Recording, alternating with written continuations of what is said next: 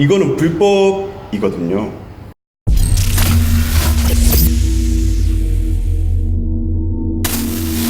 안녕하세요, 라이너입니다. 오늘 제가 여러분들에게 전할 영상은요, 악덕팜이라고 하죠. 흔히들 말하는 악덕팜에 대해서 이야기를 하고 그것을 잘 피할 수 있는 방법에 대해서 여러분들에게 전하려고 합니다. 첫 번째로 하우스 컨디션을 알아보아라 입니다. 사람들이 뭐 짧은 기간일 수도 있지만은 3개월 혹은 4개월 그 정도를 농장 지역에서 이제 일을 하시고 그리고 쉐어하우스에 들어가셔서 사시는데요. 들어가시기 전에 본인이 살 공간이기 때문에 그 컨디션에 대해서 잘 알아보셔야 돼요. 예를 들어서 몇 인실에 사는지, 몇 인실에 얼마인지, 그리고 쇼핑몰 주변에 접근성이 좋은지 이런 부분에 대해서 알아보시고 실제 사진 그리고 방 사진 이런 부분에 대해서 알아보시는 게 중요한 것 같아요. 그리고 또 중요한 거는 쉐어생들이 어떠한 사람들인지가 중요한 것 같아요. 어떤 나라의 국적인지 그리고 이 사람들이 어떤 성격을 가진지도 되게 중요하고 이러한 것들은 다 알아볼 수 없겠지만은 간접적으로나 혹은 이제 하우스 마스터에게 직접 물어보셔서 알아보시는 게 조금 더 중요할 것 같습니다. 두 번째로는 페이에 관련된 내용입니다. 페이가 1주 페이인지 2주 페이인지 그거에 대해서 알아보셔야 돼요. 일반적으로 1주 페이를 권장하고 1주 페이를 하는 곳이 많지만은 간혹가다 2주 페이를 하는 곳이 있어요. 그런 곳이 나쁘다라고 표현하기는 이르지만은 일반적으로 1주 페이를 하기 때문에 1주 페이인지 2주 페이인지 알아보셔야 되고요. 또 기본적으로 여러분들이 가셔서 일할 곳이기 때문에 몇 주 페이인지 페이가 어떻게 되는지 그런 부분에 대해서 알아보셔야 됩니다. 또한 일을 하시고 나서 세컨 비자를 신청할 때는 페이 슬립이란 게 필요해요. 그 페이 슬립이 어떻게 전달되는지 또한 알아보셔야 된다고 생각합니다. 세 번째입니다. 픽업비는 얼마인지를 알아보셔야 될 것 같아요. 물론 거리에 따라서 빈도가 얼마나 되는지에 따라서 다르긴 하겠지만은 매일매일 지불하시는 픽업비를 일주일 그리고 몇 개월 이런 식으로 계산해 보시면은 얼마나 지출이 되는지도 알 수 있고요. 가능하시다면은 차량을 구매하셔서 본인이 픽업을 하시면서 픽업비를 세이브하고 용돈이라고 하죠. 한 일주일에 10불이라도 남기셔서 레지 비용이라도 보태시는 게 조금 좋다고 생각하기 때문에 저는 픽업에 관련된 것들 얼마나 드는지 얼마가 나오는지 이런 것들 주변 정보를 통해서 비교해 보시고요. 물론 일자리가 좋다면은 픽업비가 그렇게 중요하지 않을 수 있지만은 그래도 픽업비 또한 본인의 지출에 포함되기 때문에 픽업비를 알아보시는 걸 추천드립니다. 네 번째로 세컨이 가능한 지역인지 알아보아라입니다. 대부분의 농장은 세컨이 가능한 지역에 위치해 있어요. 그리고 공고를 보시더라도 세컨이 가능한지 안 가능한지 그런 게 나와 있기도 합니다. 말씀드린 것처럼 대부분의 농장이 그렇고요. 그렇지 않은 곳도 있어요. 그렇기 때문에 근무를 하시기 전에 세컨이 가능한 지역인지 아닌지를 알아보시고 가셔야 됩니다. 만약 3개월 혹은 4개월 근무하시고 나서 여기가 세컨이 가능하지 않은 지역이다 라고 할 수도 있기 때문에 그러한 부분을 확인하기 위해서 슈퍼바이저나 혹은 농장주에게 문의를 하셔서 세컨이 가능한지 안 가능한지 알아보시고 가시는 걸 추천드립니다. 다섯 번째입니다. 다섯 번째는 옛날 자료를 보고 비교하지 말라는 거예요. 인터넷에 보면은 많은 자료들이 있어요. 하지만 사람들이 참 간과하고 있는 게 예를 들어서 워킹홀리데이 세컨 비자를 치더라도 어떠한 여러 가지 자료들이 떠요. 하지만 그 자료들은 한 2년, 3년 전에 작성된 자료들도 많고요.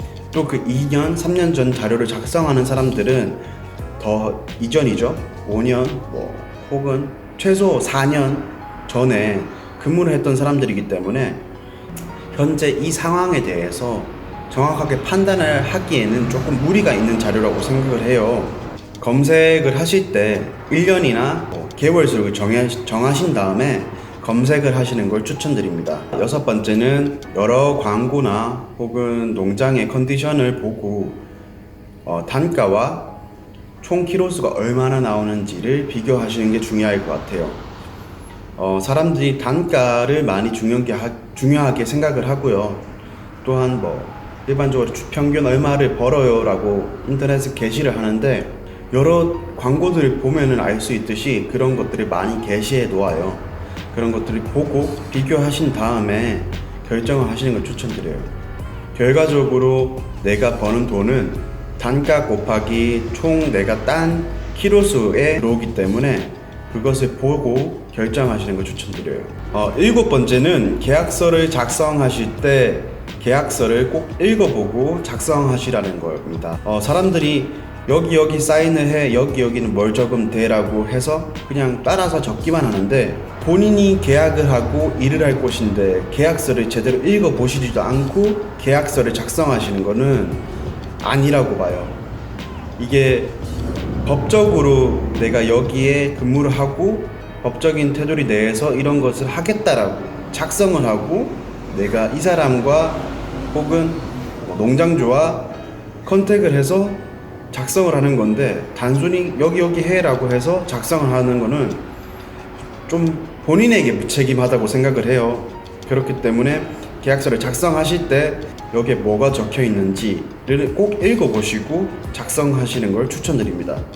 또한 모르시는 부분이 있다면은 고용주에게 꼭 그 부분에 대해서 문의를 하시고요. 이런 부분들이 이해가 안 간다라고 했을 때 문의를 하시는 거는 정말 상식적인 행동이라고 생각하기 때문에 거부감도 없을 거예요. 꼭 문의하시고 모르는 부분이 있을 때는 그렇게 하신 다음에 계약서를 작성하시는 걸 추천드립니다. 여덟 번째는 본인의 페이를 시급으로 계산해 보아라는 것입니다.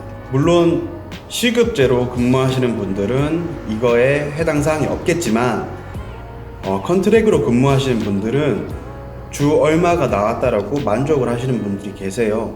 하지만 본인이 근무하는 게 시급으로 계산을 했을 때 내가 얼마를 버는지를 알아보시는 것도 중요한 것 같아요. 이거는 본인의 노력에 따라서 결정되는 건 다르긴 하겠지만은, 근무를 하시고 내가 일한 시간을 총 그로스에 나눠서 비교를 해보신다면은 내가 시간당 얼마를 벌었는지를 알 수 있을 거예요. 만약 본인이 시급보다 낮게 나온다면은 다시 시급제를 찾아보시는 것 추천드려요. 하지만 또 시급제는 또 시급제대로 안 좋은 점이 있기 때문에 개인적으로 추천드리자면은 본인이 시급보다 낮게 나왔을 때는 본인의 노력을 조금 더 하시는 걸 추천드려요.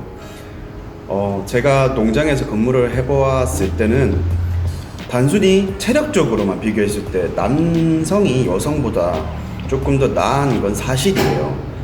그럼에도 불구하고 제가 여성보다 페이가 조금 낮게 나왔을 때는 솔직히 저는 그래도 체력적으로 내가 우위에 있는데 내가 왜 시급보다 낮게 저 사람보다 시급이 낮지? 라는 그런 부분 때문에 조금 더 열심히 했던 것 같아요. 물론 작물마다 여성분들이 더 잘할 수 있는 부분도 있고요. 그렇지만은 잘 꼭 비교해 보시기 바랍니다. 아홉 번째는 모든 분들이 간과하고 있는 부분인데요. 농장은 사실 돈을 벌러 가는 곳이에요. 과거에 어떤 나쁜 컨트랙터들이나 혹은 악덕팜들이나 이런 부분들에서 안 좋은 이야기들이 너무 많이 있기 때문에 농장 그래 세컨을 따기 위해서 가는 거니까 울며 겨자 먹기로 가자, 반값만 내고 생활비만 번다면은 손해가 아닐 거야, 마이너스만 안 나면 되지 않을까 라는 생각을 가지고 계신데 정말 큰 오산이고요. 농장은 원래 돈 버는 곳입니다.